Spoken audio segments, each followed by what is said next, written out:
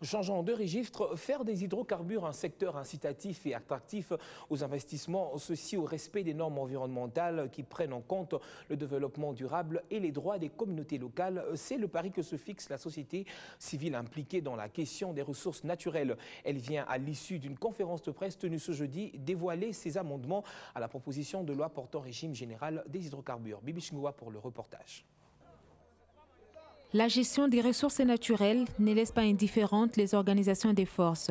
S'intéressant à la proposition de loi portant régime général des hydrocarbures, la société civile s'y invite en faisant inscrire 25 amendements et 7 nouveaux articles.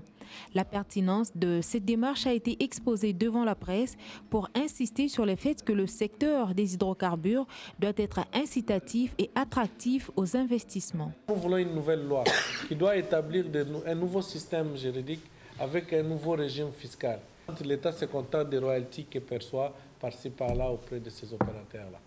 Donc on espère que la nouvelle loi pourra non pas seulement augmenter les recettes de ceux qui sont là aujourd'hui, mais d'abord amener beaucoup d'investisseurs, attirer beaucoup d'investisseurs pour qu'on atteigne même 300 000 barils, parce que nous avons ces potentialités-là et que nos recettes puissent augmenter.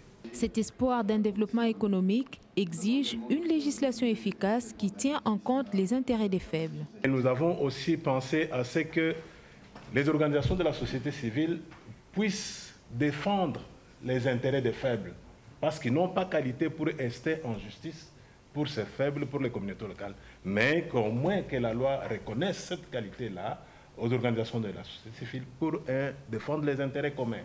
Tout ceci répond aux prescrits de la Constitution du pays et aux instruments juridiques internationaux comme la Convention sur la biodiversité et autres. Nous n'attendons pas une contrepartie particulière, si ce n'est que l'institution qui reçoit une subvention de notre part puisse exécuter le projet autour desquels elle est en contrat avec nous de façon raisonnable et gérer les fonds qui lui sont remis en bon père de famille. La société civile plaide pour que le secteur des hydrocarbures se fonde sur la transparence, la redevabilité sociale, le bien-être de tous.